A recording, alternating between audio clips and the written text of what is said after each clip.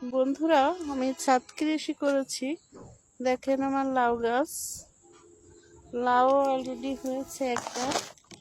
দোয়া করবেন সবাই। মাশাল্লাহ বলেন, মাশাল্লাহ।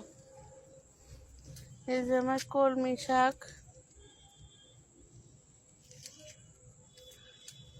বেগুন গাছ,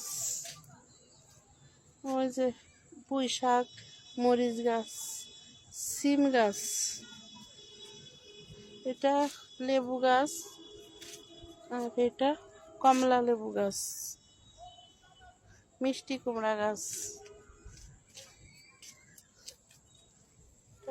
আখ লাগাইছি,